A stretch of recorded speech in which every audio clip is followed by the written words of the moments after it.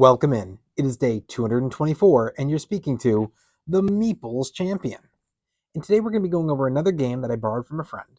This is an older Kickstarter, and it was one I really wanted to back. We have a little bit of a joke in our group. All of us have different areas of interest. One of our friends is a big backer of games, like myself, but far more.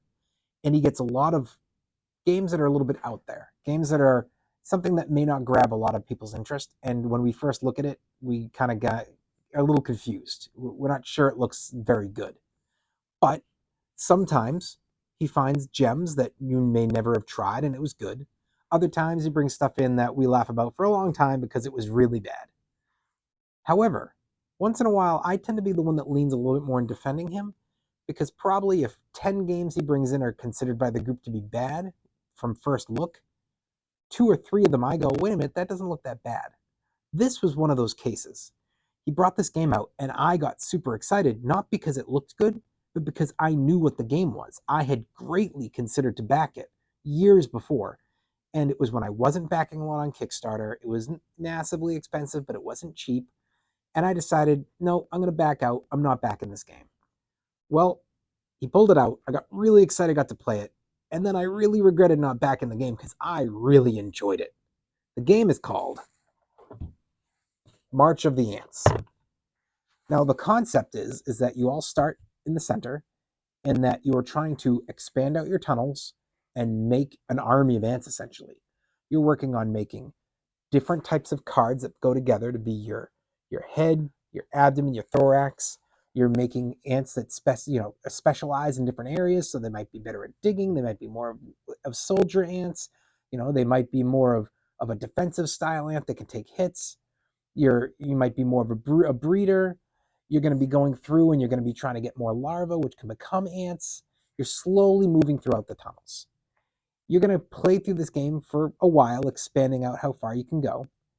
And eventually, you're going to get to the scoring phase. Now, there's a lot going on in this game. It's too much to go over everything. And to be honest, we played this game about a year ago, and we just haven't had a chance to get it back to the table since. So while I really liked the game, I just don't know enough about it to go through it intensely. But your basic idea is that you're going to get a point every time that you win a battle. So that's going to be immediate points. Otherwise, you're going to be scoring based on your ant bodies. Every time you have a completed body of 3 pieces, it's 3 points.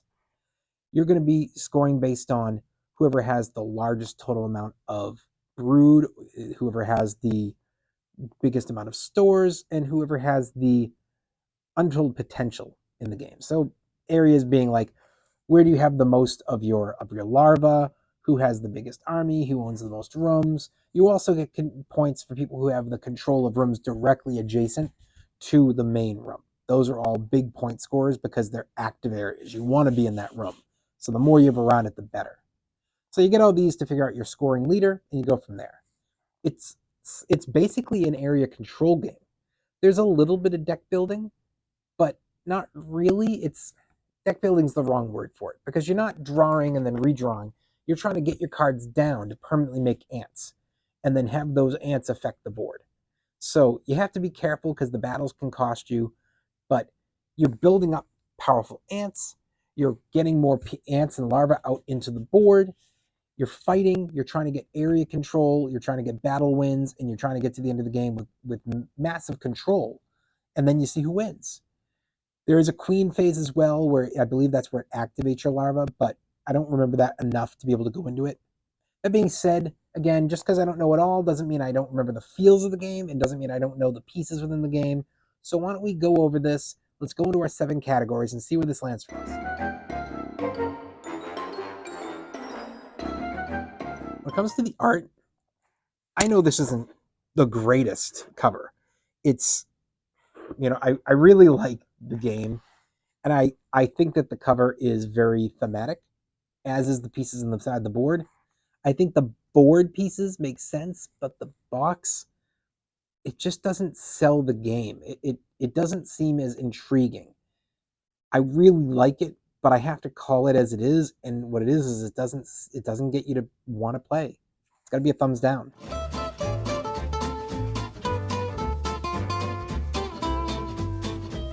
Your components. So your components are roughly, you have your hexagons that you're putting out to build your map. So this is just like Catan and other games like that, nice, good cardboard. You've got a bunch of wooden cubes that represent your starting point, but you also got other cardboard pieces to represent like the larva and stuff like that. And you've got really good cards to represent all of your ants as you're building their heads, their thoraxes, or abdomens.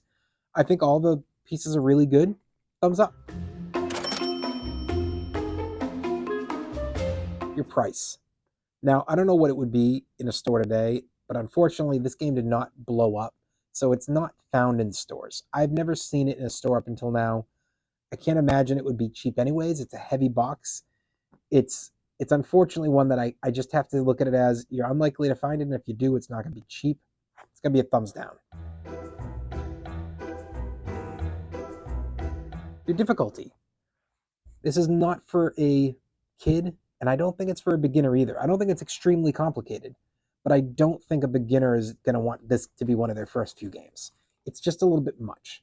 I do think it's really good for your experienced and your experts. So for me, that's enough to say that that's going to represent a good 50%. That's a thumbs up.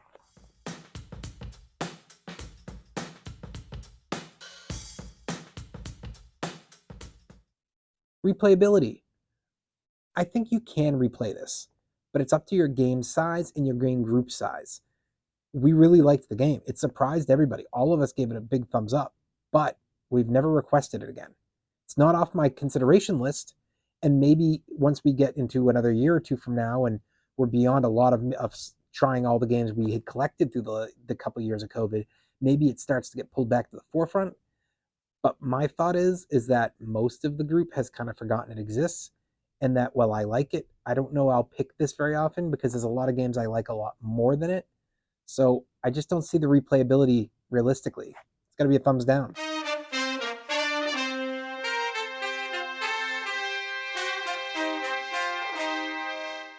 Keys to victory. So you got plenty of keys because you could spread out and try to have the most area control. You could bunch together and try to go to war. You could be working on making more powerful ants and getting the better parts. You could be investing in getting more larvae and trying to really prepare for later turns. There's a lot to do in this game, and I don't think there's anything that particularly does or doesn't work. I think everything can work in moderation, in understanding how your opponents are doing and being able to adjust to them. So for me, big thumbs up.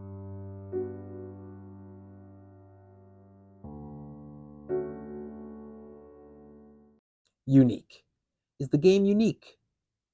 In many ways it is. I think that if you were to try to compare this to something, I would kind of compare it to, say, Dominant Species, where there's a lot of things out on the board that's hexagonal based, it's growing, you're getting bigger population, you're moving, you're fighting, you're trying to have some area control. The difference is that game relies on its side piece being this order of operations worker placement, whereas this game relies on the building of the ants. And I don't know of another game that does that piece. I think that makes it very unique. I'm going to give it a thumbs up. Overall, what do I think?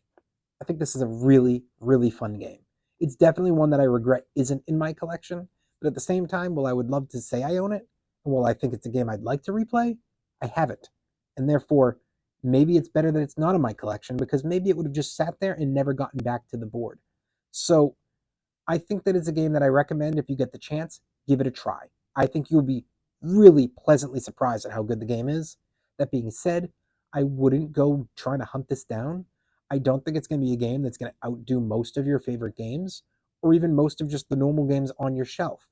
And I'm not hunting a game down and possibly paying a large amount of money for a game that at the end of the day is likely to just sit there. So, well, I think you should go give it a try. And if you like it and you're willing to pay the money, nothing against picking it up. It's a great game. I wouldn't make the effort. Well, it has been day 224, and we've been speaking about the game March of the Ants. And you've been speaking to the Meeples Champion. Like, share, subscribe, and check down below in the description. I'll be adding in an Amazon link in case you want to get this game for your collection, if I can find it. Until next time, I'll talk to you tomorrow.